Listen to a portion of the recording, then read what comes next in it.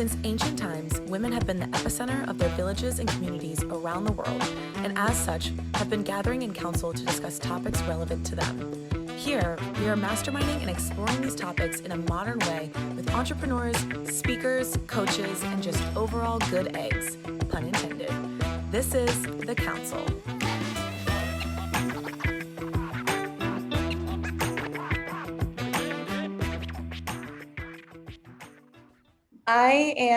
I say this every time, but I am so excited for this episode and for our guest today, specifically because it's one of my closest gal pals, Rush Dorsett. She is an amazing, truly a goddess and a light. I think if anyone who has met Rush, we can all agree that she's a light. Like, you walk into the room and you just feel like you're basking in the sunlight. You're just so warm and kind, and you're also like brilliant. Like, you are so smart.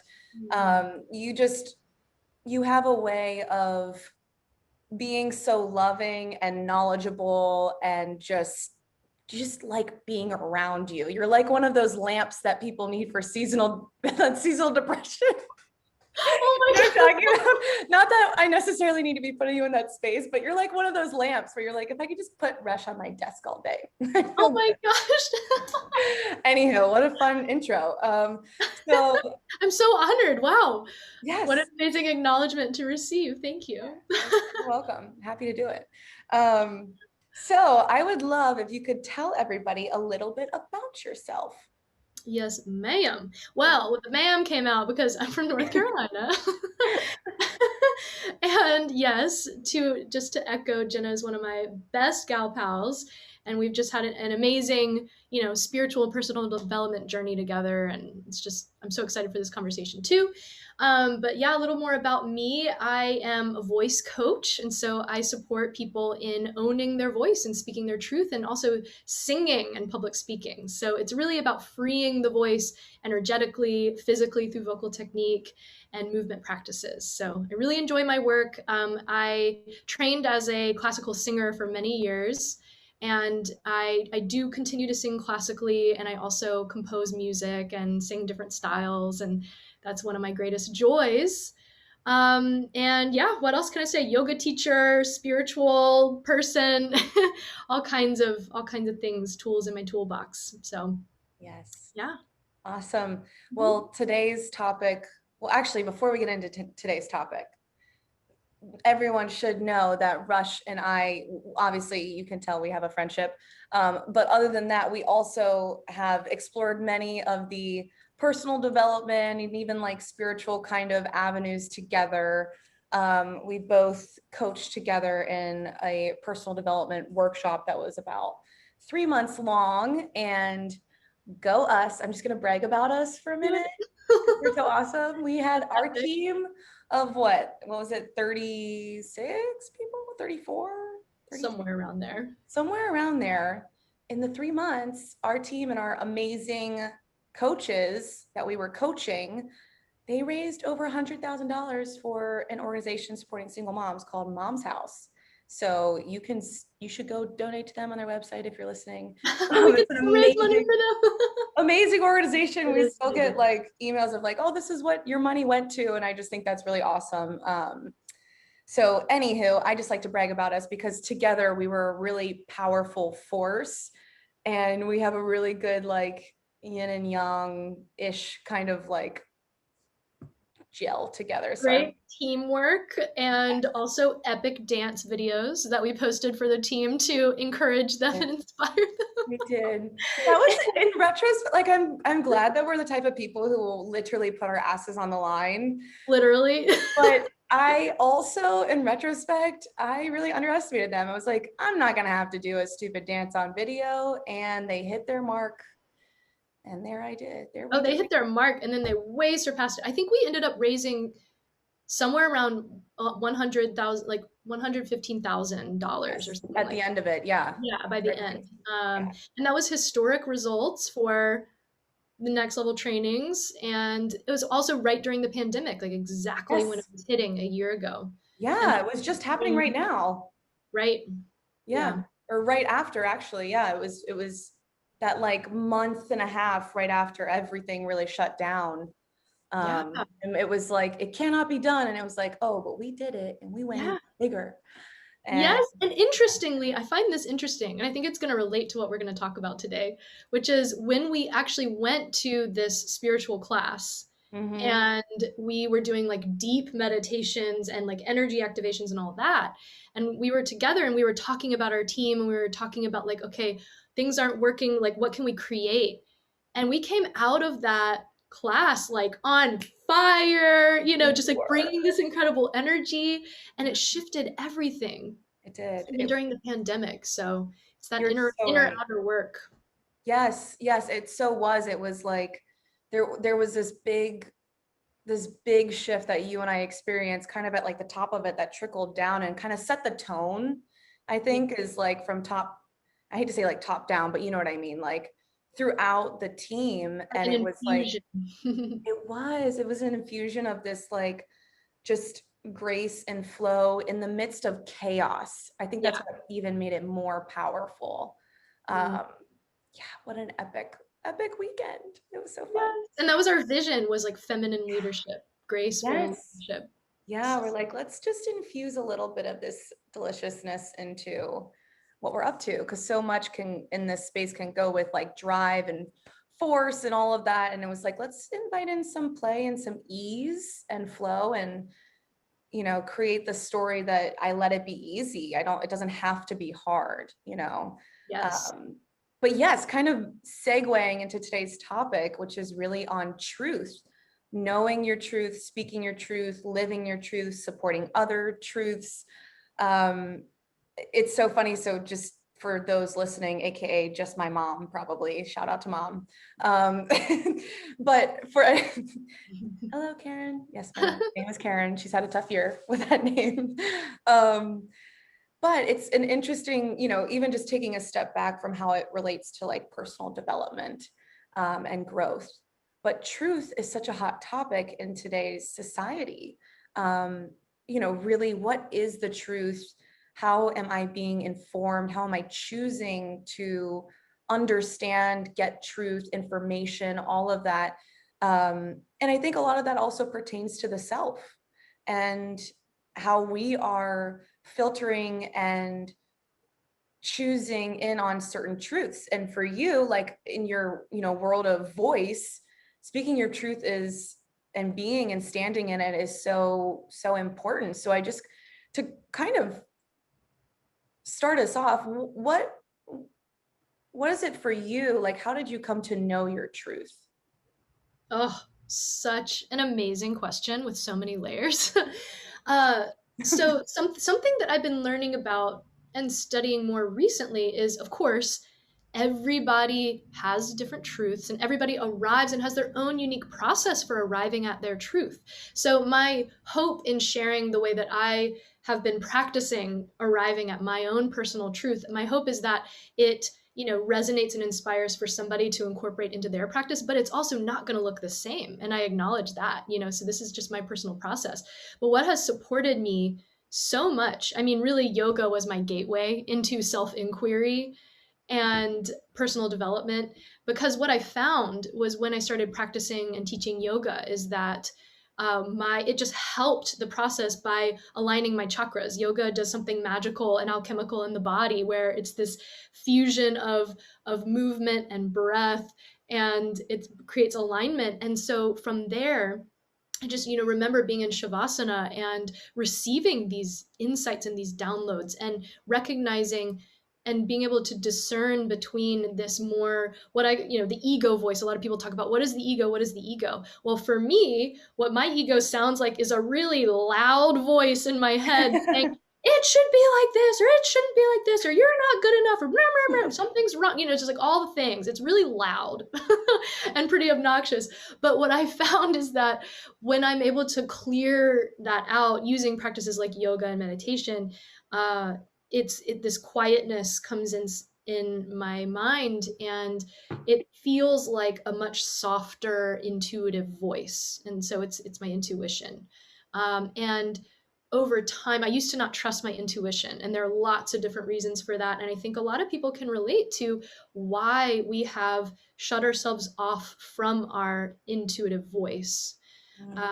And a lot of that has to do with conditioning that we received or not having permission, all kinds of things. And I have my own story about that. But learning over time how to trust that inner voice was a really big process for me. And I'm still practicing it every day, is like undoing that conditioning that, you know, society says, oh, I should be doing this, or it should look this way, or whatever it is. And coming back into trusting myself. So yeah, I think that would answer the question of like, how do I practice listening to my truth? Yeah. And I totally relate to what you're saying too, because also yoga, be it I was doing like super intense yoga in DC, core Mhm. power yoga. If anyone's familiar with it, it's like very like, we want to get you to sweat. It's like the goal. Good. Yes, it's great. And that's kind of how, I am. I'm like, if I'm not sweating, it wasn't productive. So I leaned into more of the softer side of it in the other classes. And you're right, that moment in Shavasana, for myself as well, was when I started to hear, yeah, like my ego, and we're not talking about ego like, I drive a flashy car or I need to post pictures of myself. It's not that. It's like that voice that tells you you can't do something, or to be afraid of something, or you're less than something. Like that could be this ego that's trying to keep you safe and quote unquote comfortable. So mine shows up like a cranky toddler throwing a tantrum. And you're right, that intuitive voice is very calm, cool, and collected. And it's almost like it gives directive. It's like kind of, I find mine to be like kind of instructive in a way. Mhm. Or more of that gut feeling, and just like a feeling or a knowing about something. So for you, like where was it that it sounds like you started to come in contact with that more in through yoga, but what was the process like for you personally, kind of shifting to listening to it? Mm, yeah. Well, I'll just give you a tangible example because this was in my early 20s when I really started diving into yoga and just connecting with myself as a spiritual being and recognizing, like, oh, wow, my intuition is saying things that are different from what I've heard from society about what a young 20-something-year-old should be doing with their life. And so at the time, it was so interesting. What I continued to receive in my yoga practices as a download, so to speak, from my intuition was, you should move to South America. Like you should just up and move to South America. And I was like, Okay. what? And it was like, yeah, and specifically you need to move to Colombia. And I was like, okay, I don't know anybody in Colombia. Like there aren't any job opportunities. How am I supposed to pursue, like, well, that was my perception, is like, how am I supposed to pursue my career in another country where I don't know anyone? How do I even know if there are job opportunities there? How do I find that out? And my intuition was like, you just need to go. You need to just get on a plane and go there and you'll find it. And that was the biggest leap of faith I think I had ever taken in my life, was just to uh, basically turn down other opportunities that I was having in the states where I was, and I had all these ideas. As a singer, I had all these ideas about what I needed to pursue as a performance career as well. And thinking, everybody was like, "Well, you're not going to find the career in Colombia. You should move to Italy and like sing at La Scala, or whatever the thing was." And as you know, the norms, I guess. And I was like, nevertheless, it's very clear my intuition is saying move to South America. So I did it. I decided to like trust my intuition. And at that time I was at a really interesting crossroads in my life where I was really trying to figure out what is my purpose, and what do I truly want as my career. And I had just ended a relationship, and so there were lots of moving parts, and I was really having this internal just this internal struggle to really listen to what my truth was and how I really wanted to live my life. And so I decided, you know what? I'm just going to test it. Just going to test it out. So I gave myself 3 months. I was like, this is a 3-month trial period. I'm going to get on that plane. I'm going to go. I have no idea where I'm going to live. All I know is that I have one weekend booked in a hostel. and I'm just going to make it work.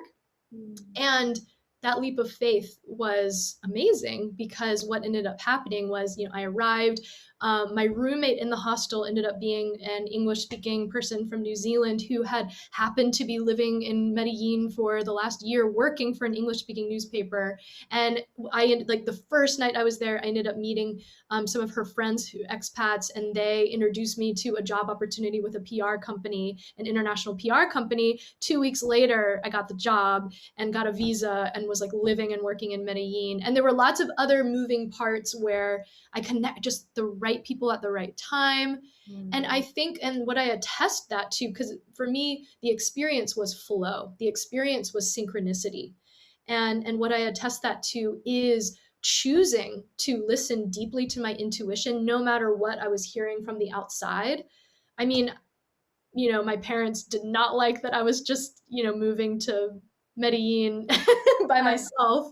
And yeah, so I think, for people listening, if there's something that's on your heart, and even if you don't know why, for me, I didn't know what was in Medellin for me. I didn't have the reason. All I knew was that it was a very strong calling that I just had to follow.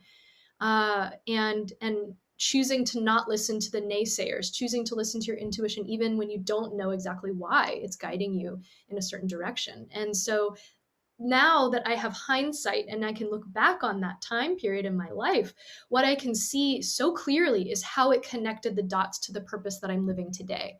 And actually what that was for me is that I rediscovered my passion for music there. I ended up connecting with a music ensemble and singing. We were touring and singing at events and weddings. It was like my nighttime job while I had this other day job.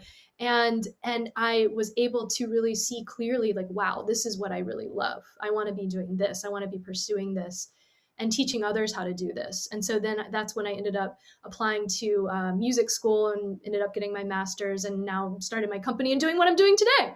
So, and it was really because of what happened there. So I know that's kind of a long story, but really to answer your question about the power of listening to intuition and what becomes possible when we choose to do that. It connects us deeper to our truth and the way that we really want to be living. That's a beautiful example of it. Like it truly is like that leap of faith in really yourself. And also the faith in that maybe I just don't need to know the why right now.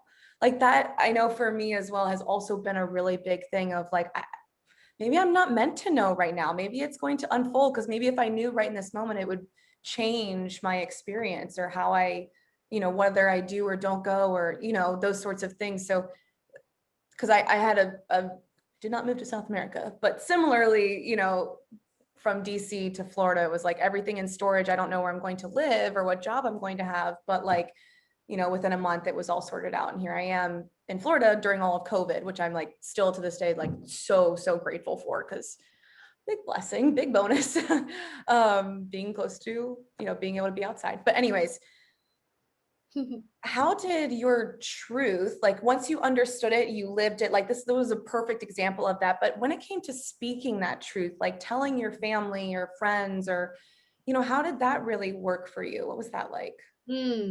Well, and this is something I continue to practice, is just speaking my truth, even if it's not comfortable, or even if I might get faced with resistance or rejection, judgment. Those are the things that I'm afraid of. And yet, after practicing doing this and expressing truth and living, being committed to living truth, obviously I'm not perfect, right? But it's like that commitment to keep coming back to that. And so originally, I'll never forget when I showed up at breakfast. It was over the holidays, the Christmas holidays. And that morning I was like, okay, this is happening. I'm booking my flight. I'm leaving in a month. This is happening. And so I remember sitting down at breakfast with my family and said, I have an announcement. And they were like, oh my God, what? like, is she pregnant? What's going on? Yeah. And so I said, family, I am moving to Medellin, Colombia. And they said, what? They said, no, I don't think so. And they said, said, I mean, are you going to be okay? You know, you're a solo female traveler. I mean, all the things. And all I could say was, this is what I'm being called to do. And Mm, they asked, why? Why? There are opportunities here, people here, things here. Why would you do that? And this is just, I have to do this. This is what I'm being called to do. Also, I want to learn Spanish and it's going to be yeah. fun. But like, yeah. So that was one example. And you know, another example was when like starting my business, you know, choosing to be an entrepreneur and not follow that typical path. And that took a lot of kind of sorting through um yeah, the conditioning around what I felt like I should be doing or what people would approve of. Or, you know, it's a risk to decide to start your own endeavor and follow your vision a lot of times. And so those were some challenging conversations as well. And in those moments, I got to make a request of the people in my life to just, can you support me in also just trusting, like, Mm, you know, trusting that I'm doing my best to listen to my inner truth. Because for me, at least, having other people's stress around me was the most challenging thing. so mm, so that was my request of them in that moment. But yeah, it's continues to be a challenge for me whenever in relationships, whenever there's something that's uncomfortable, that I know that needs to be expressed. It mm, takes a lot of courage to step up and really express that truth. However, what I've been learning and continue to learn is that, and this is actually a saying, it's kind of cliche, but you know, the truth sets you free, right? There's mhm, that saying, but it really, it's actually, it really works in that way. And even if it's challenging in the moment, and maybe a relationship suffers for that moment, in the long run, it really creates that freedom and that joy and that alignment and integrity. mm. So, yeah. Wow, there's so much gold in everything that you just said. And I want to start with one of the key things, which I think a lot of people experience, and why not everyone speaks and shares their truth. I mean, you know, can be really grounded in it. It's because I think the adversaries of truth can be judgment. And I think judgment is probably one of the biggest ones. And just the fear around the judgment, fear, you know, of lack of acceptance. You know, as humans, we just want love and acceptance. You know, we're bred to be like, or not bred to be, but evolved to be like in a community. And that fear of acceptance, like to that negative ego we talk about, is like a red flag. You know, don't do anything that might exile you from the community, from being accepted. And we're so highly intelligent and evolved that can come down into something like speaking your truth and what path you choose and how you live that, and how do you really get to be your authentic self. You know, even if you look at folks who are, you know, identify as being part of the LGBTQ community, let's say, being able to speak their truth, and what does that mean for them, you know, with their family, their friends, their society, their workplace. Yeah. So there's so many layers, but it's such an important thing. So um, what is something that has supported you when you've come up against that judgment or that fear, that's kind of helped you to get over that hump? Such a great question. And I think so important.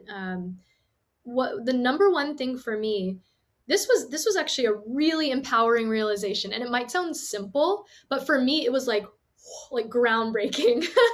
Which is that I am personally responsible for creating safety within myself. Oh, whoa, hold on, say that again, say it again. I am personally responsible for creating safety within myself. Period. Period. Done. My little And sister said it. that insight came through in meditation, you know. So again, it's like that meditation helps to clear things out so that you really can listen. And that little voice was so soft and so subtle and so whispery for me, but it was clear as day when it said that. And I was like, I'm responsible. I'm responsible. So, you know, and then I have compassion for those times in my life when I have hidden the truth from myself and from other people out of fear of that rejection, because that's a natural human thing. I mean, we literally like came into the world depending on other people so that we could survive. And so a lot of those things, you know, in childhood happen.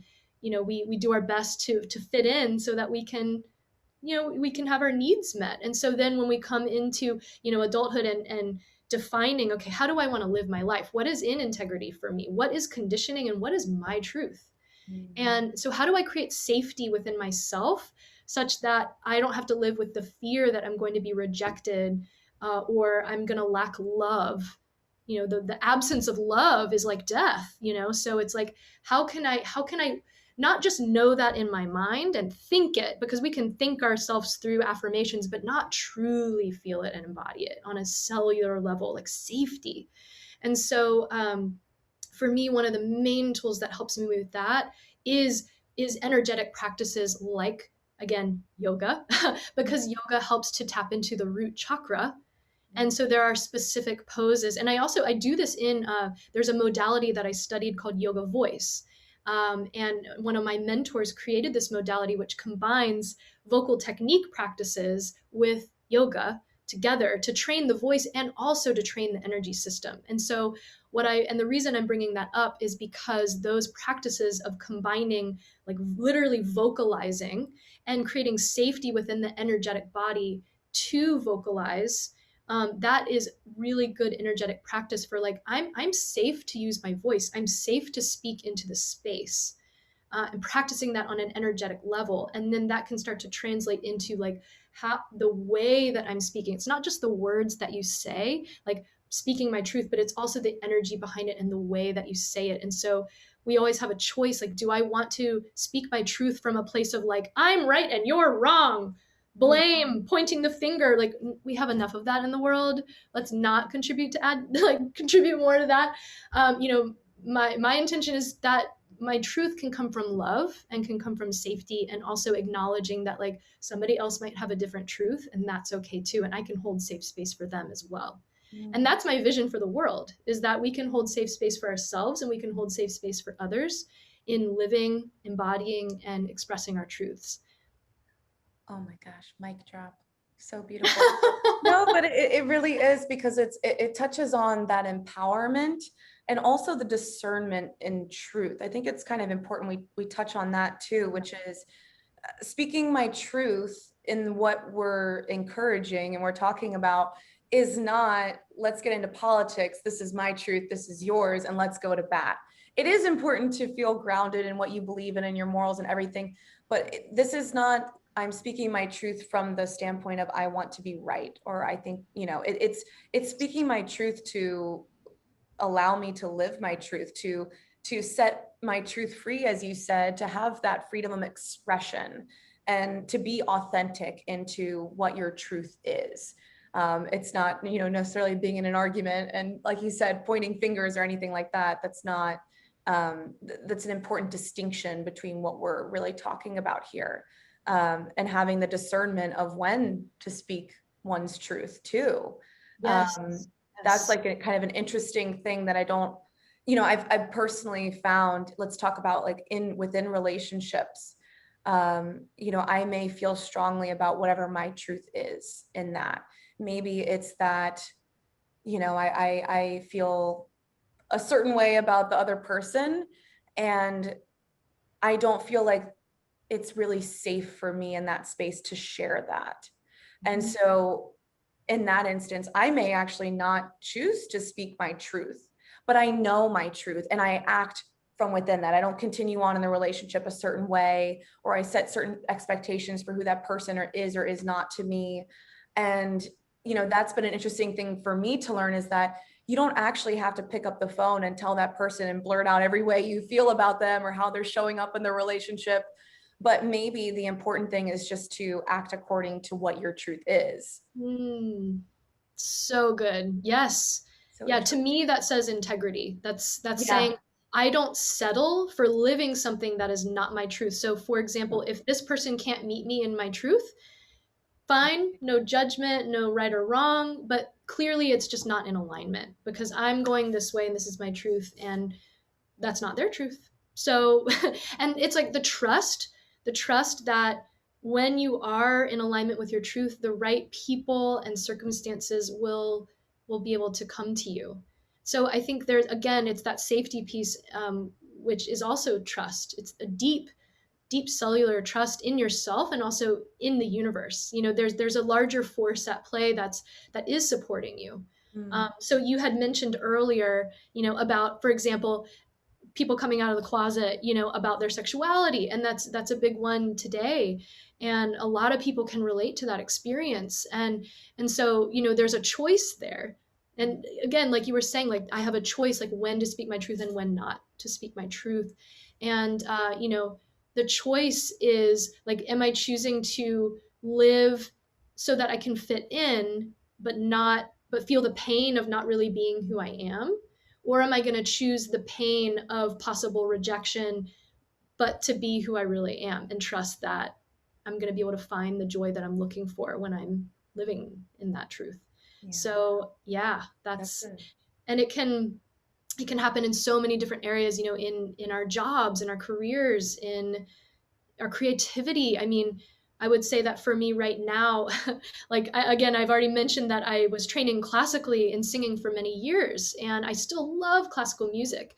And at the same time, there's been a part of my soul that's been searching for, like, well, what is that creative flow that I really want to bring to music? I love interpreting other composers' works, but like, there's something that I want to say too as me. Mm. And that's what I've been exploring recently, and it's a very vulnerable space, holding space for myself to Mm. find and express what my creativity is. And I'm sure there are, writers and artists and dancers and, people listening right now who are craving that creative flow and being able to really, like, that amazing experience of tapping into, like, yes, this is my truth and this is what I want to express in whatever medium that is. Yes. And that's Oh, a really important, it's important for our health to do that. yeah, it is. It is. I, I love that, holding space for yourself, because I think that that is like kind of the first step in, getting vocal about your truth, really. And also the safety factor of that is creating that safe space for yourself to be really authentic and express that. And then having, the stepping stones from without outside of that, because I think even as women, we still are not necessarily encouraged, or growing up especially, to speak our truth, to use our voice. It's yeah, it's quite the opposite. Mm-hmm. And it is an act of courage to do so. Yeah. I mean, even everything into, this is silly, but it's something that I know comes up in a coaching program I've been involved in, is that a lot of the women had the same thing, especially the women who find themselves to be more outspoken or really intelligent. They remember when they were kids in class and it being like, you already answered one, no more talking for the rest of class or something. And it seems like such a small thing, but it really does, like when you have that all the time throughout your life, like be quiet and listen to others, it can make an imprint. It can take a lasting effect. Um, Mm. and I just wonder, like, and this topic of speaking your truth, like also like being female within that, and what that looks like, and what are the kind of added things that you may come up against, and how to Mm. kind of combat those too. Oh my gosh. Well, I mean, you're exactly right. The conditioning, and this, a lot of it's subconscious conditioning that we Mm-hmm. have from, I mean, think about the movies that we that we were exposed to as kids, and the media, and even just like intergenerational societal norms that we inherited Yeah. around what it means to be a woman in society. And so, for example, I can say that, fortunately, I had very supportive, loving parents Mm-hmm. who wanted me to, live my dreams. Like that was their intention. And yet, even with supportive parents, like I absorbed all kinds of ideas about what it means to be a woman. And, I have to be a people pleaser. Hello, recovering people pleasers. Hey. Yeah, that's me. That's me. Yeah, I feel you. And yeah, and fear of judgment, and am I too much, am I too little, like, am I too big, am I too skinny, like too whatever it is, judgments that we put on ourselves. And so being able to really own, like, okay, this is actually who I am, and I'm going to embrace it and love it in its fullness and not try to make it something else. So yeah, and then of course there's a lot of, again, the safety piece with being a woman. I mean, I'll just, again, vulnerably share, in the past I had a relationship where literally it was not safe for me to express my truth. And yeah, so it was not safe, like physically. So I I understand that a lot of people go through things like that. And so that's why, again, it's important to be practicing this, practicing being in your power, because when more women step into our power, first of all, we're able to support one another. And also it's an energetic thing. This is what I'm learning, is that when the more I'm in my power, the more I begin to attract other people who respect me, who respect my boundaries. And so that I don't, yeah, anyway, that's another like really long topic, but again, I think coming back into empowerment and truth telling. Yeah, no, I think that that's a really important aspect of this that I'd be really remiss if we didn't touch on, is how Yeah. speaking our truths as women, when it, whether it's with consent, whether it is just in the world of dating alone, and the box that we sometimes feel like we have to be put in because that's what we've been told by society, by the person we're dating. Um, it's not, you don't hear a lot of the reverse of, let's say it's a heterosexual relationship and the male is feeling like he has to be, everything for the woman. It's, I think mainly the archetypes or the characteristics are like the provider. The provider protect is like very centric to, I think, that kind of relationship, versus the female, like you were saying, it's like this, this desire for us to take up all the space and not take up space at the same time. You want the bad and bougie girl on Instagram, but classy also on the streets and all that stuff. And it's something we like joke about and it's kind of funny, but it really is. It's like, I think I've said this on previous episodes, but I can think of, 15 women off the top of my mind who are killing it at their jobs, who are, working out regularly, who have a side hustle, who balance their friends and family. And I'm like, on the reverse end, and still just working on themselves continuously. And I'm not trying to say that there's not men out there doing that, but anyways, I think a big part of this is that, yes, there are empowered women who are handling their lives and doing all the things and being badasses, but also there's a lot of pressure around that. And I know myself personally, how much am I doing? Like, what is the ratio that I'm doing certain things out of passion in my pursuit or out of pressure in my pursuit? And that's been, once I started to look at it that way, and kind of goes back to what you've said previously, which is, what is the truth that I genuinely, authentically feel and know and resonates with me versus what I've been told I need to do? And I think even now within, and we'll kind of put a bow on this and kind of go through, but when it comes to like the girl power movement, I've been looking at it very introspectively the past couple of years, specifically when it's become very monetized. And part of me wonders, like, who's making money off of this? Is it women or is it people where, selling t-shirts that say girl power? But I think one of the things that we're seeing is like, now it's all about the boss bitch. And that's great, but like a lot of women don't identify with that. So we're putting another archetype and type of woman or truth what it means to be a woman. And I found that fascinating. That's a good one, Jenna. Yeah, I'm glad you brought that up. So true. That's what you said, pressure versus passion. That is gold right there. I think a lot of women can relate to this. I know I can. As you were speaking that, I was like, yes. I mean, all the expectations that we receive about like what we should be and how we should just be doing it all, and that's, if we're perfect, then we're worthy, and oh gosh. And so I know that there's like, of course, the boss bitch movement, like you mentioned, but then at the same time, it's like, well, I'm still worthy even if I'm not creating epic results right now.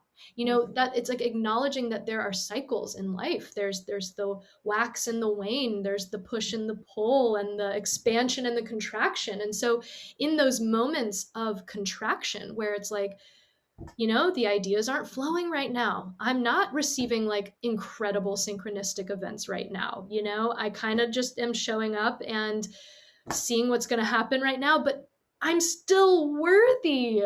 And I can, you know, just knowing that, trusting that. And then, of course, trusting too, the expansion is going to come back. We don't have to be doing all the things all the time. And You're like, yeah. you know, this goes right into my heart. Like, so deep.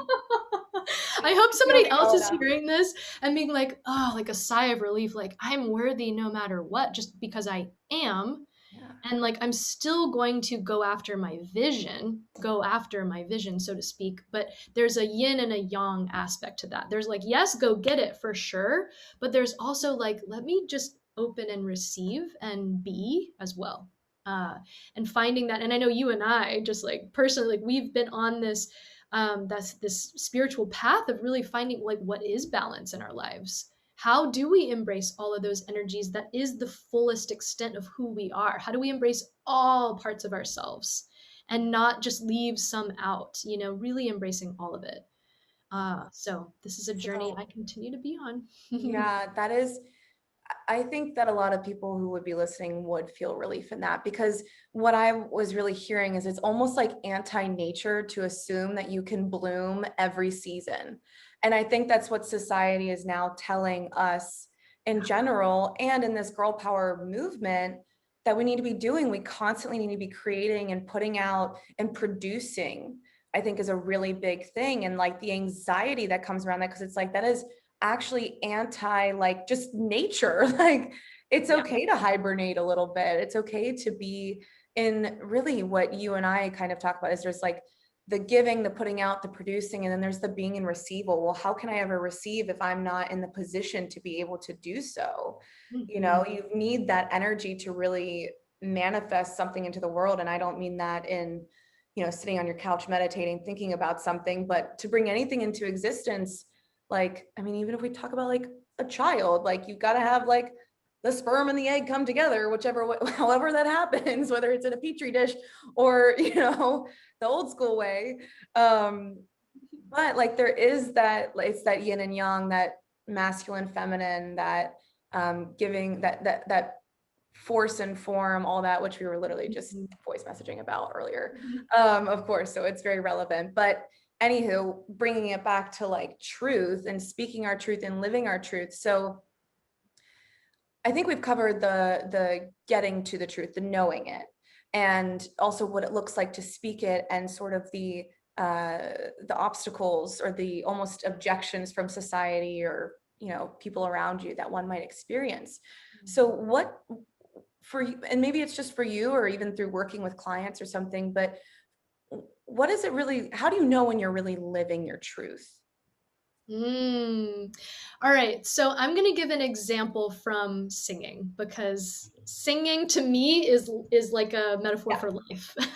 So, and I think people will relate. So, okay, listeners out there, how many of you have experienced the like when you're listening to a performance? So somebody's singing and maybe in one of the performances like it falls a little flat and you're like, I don't know why, like technically it was good, you know, they were on pitch, but like I didn't feel it, like Mm. I don't know, kind of bored, or like I checked out or whatever.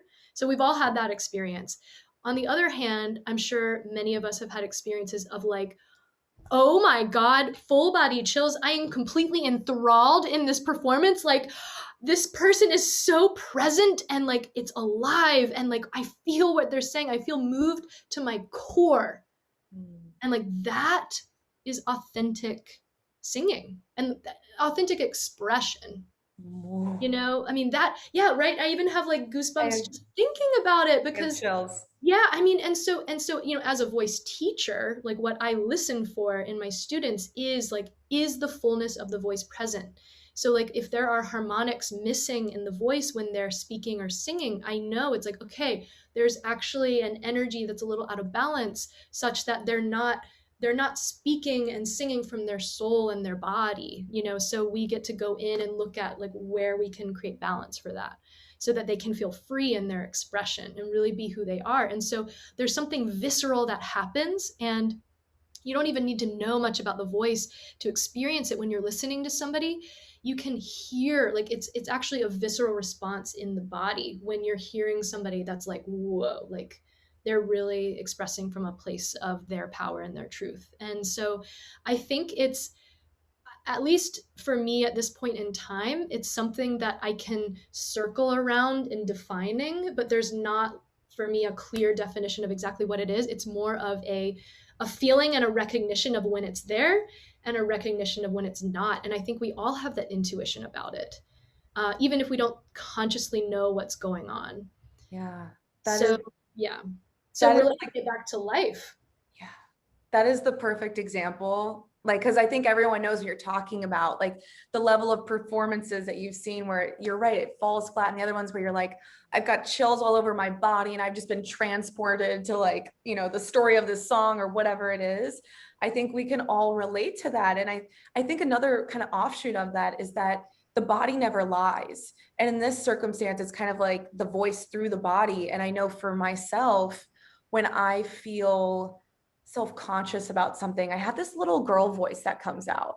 Right. It's this little girl voice where I'm like, oh, well, I was talking to so and so, and it just like turns into this little girl. And I'm like, wait a second, where did that come from? But or when you're out of alignment and like that gut feeling, or you literally may feel queasy, or I'd say that sometimes we don't know in our body when it's wrong, but we do know when it's right.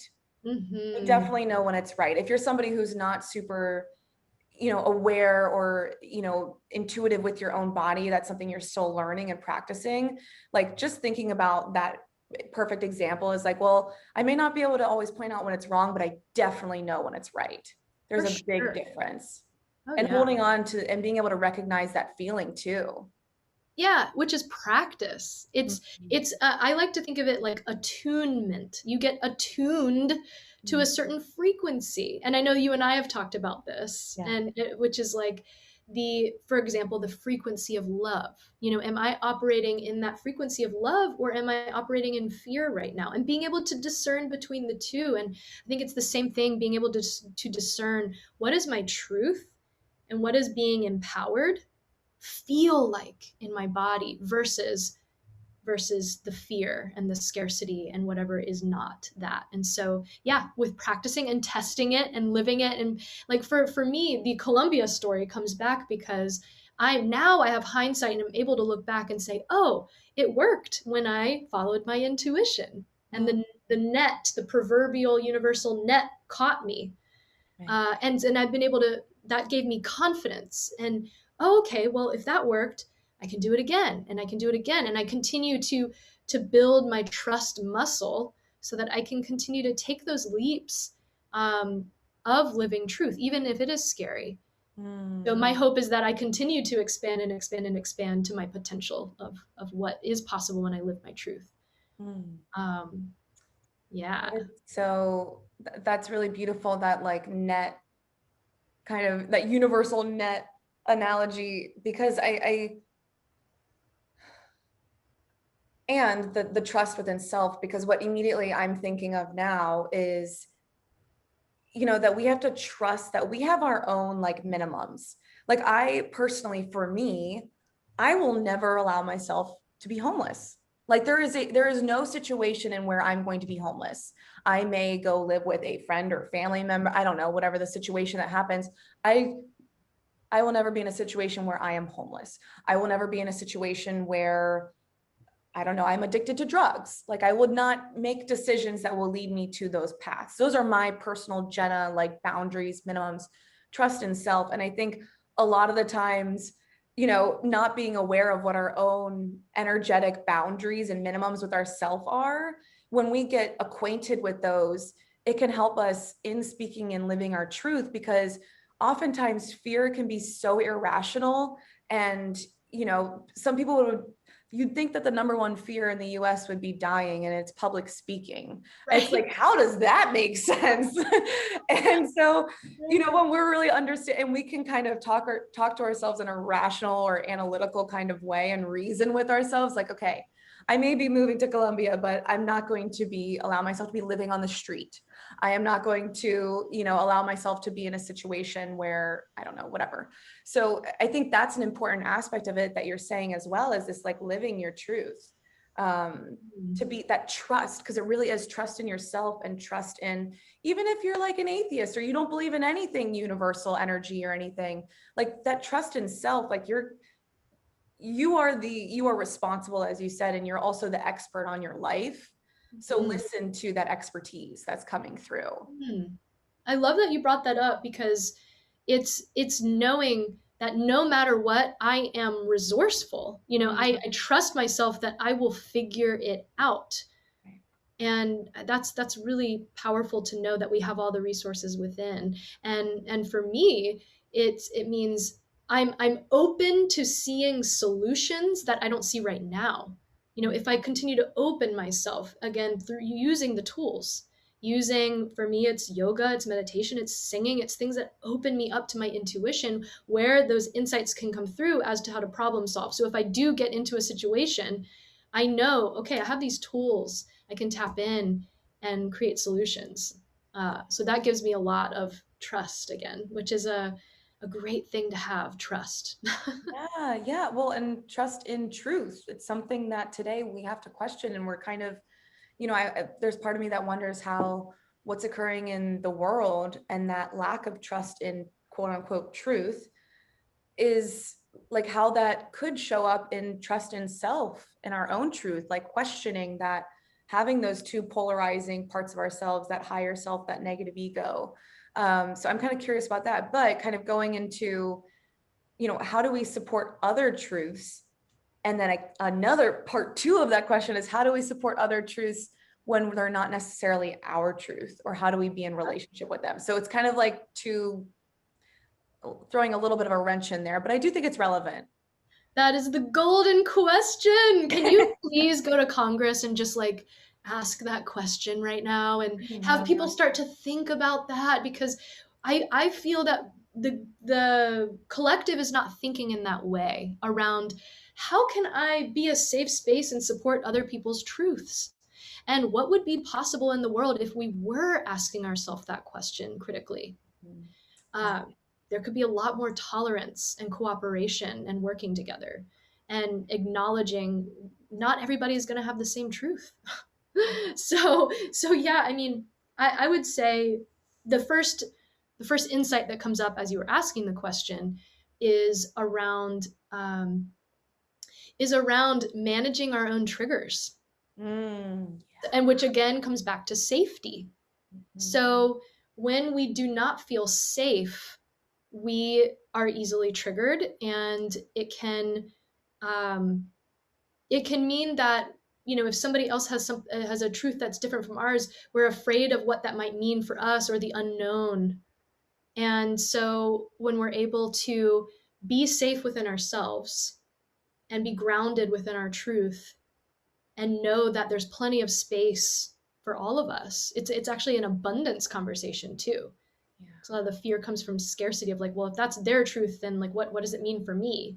Mm. And yeah, Yeah. so being able to just be in that safety and witness and like hold space for somebody else to express something, even if you fundamentally disagree with it, and choose to love in Mm. that moment and choose to not judge, but still holding that integrity with your own truth. Yeah. That is so, that's a level of, I think, grace and and self-assurance, I should say, that Mhm. I think is really lacking. And I personally, I'm passionate, and I'm passionate in politics. I'm passionate about the things that I care about. I'm passionate about people. And I have found myself many a times triggered by, things online, but I don't have control over what somebody else's truth is, or what they're thinking or feeling, or even like, let's taking it out of the politics and all of that, but like even in just a conversation with a friend or a family member, and their truth is wildly different than mine, and I'm like, I don't even know how you got from A to B, but I have to respect, and I don't have to necessarily even support, but I can acknowledge that there is two different truths here at play. And what's important is how I act from my truth, and it's a, what would Jenna do? Like, what would my higher self, Jenna, do? Right. So I do think what you're saying is really important, is it's like being really grounded in that and your own truth, so much so that you are not as necessarily phased and emotionally put off by somebody else, I think is the big part. 'Cause so much energy goes to that too. Yeah. Yeah. What you're saying about the way we respond, I think Mm, that's the key. yeah. And so it doesn't mean that we need to say, oh, well, I'm just not going to try to change the world because everybody's going to, think differently from me anyway. I mean, I think there's still, if there's something that you know to be true that you want to share, by all means, like live it, be it, embody it. And, you were saying earlier about being like the light. Mhm. And that's kind of my stance, is that if we can just like shine our light, each of us, and people will get it and they'll see it, and we can shift people's and I'm going to use kind of a more woo woo term here, but like vibration, Yeah. people's um, perceptions, maybe open them up. And so if everybody can be practicing, like, I'm just going to be open to listen, just listen more, and even if I don't agree, maybe there's a truth in what this person is saying that I can at least acknowledge or bring into my lens through which I'm viewing. And we can all acknowledge that we are viewing our world through a specific lens, so. Yeah. That is a beautiful way to put it. And being someone who's grew up in the Midwest, lived in DC for 5 years, and now lives in Florida, I can definitely say that it is, to be the observer to other people's truths and opinions, anything from politics to personal, just how people are in their day to day, or how they what they believe their work should look like, or anything like this, or relationships. It's so fascinating, and I agree, if you can find a truth in what they're saying, or just be an observer to their truth instead of taking a personal stake in it or feeling like you have to. I think that's a really good place, a good way to create spaciousness in the world for everyone's light and their truths to shine, because that's really what we're talking about specifically here, is the truth is your light, and allowing it to shine, giving it permission and encouragement to do so. Yeah, because what service is it if we're just all triggered and angry and judgmental and defensive and, all of those ways of being around a disagreement? Yeah. So the biggest truth teller is when we can be in our joy and our inner peacefulness, no matter what is happening. Yeah. Yeah. I think I remember a long time ago, you, and for those listening, not watching, Rush, at one point, she did this thing where you had told me, you're like, yeah, I'm like centered here. And then you're like, I'm centered, but I got all these things going on outside of me. And it was, it was more of a reflection of all the things that you had going on. But to me, that's also like a good way to look at it. It's like this inner truth. And you look at some of the biggest change makers on the planet, MLK or Nelson Mandela and all these things, how much were they up against? And what did they stuck to their truth, they lived it, and the people will follow too, if that's what you're choosing, or more so, the world will create space for it. Mm. And just sticking to that and being in that inner peace, on that, being centered. Mm. Well, I'm so like, Amen, sister.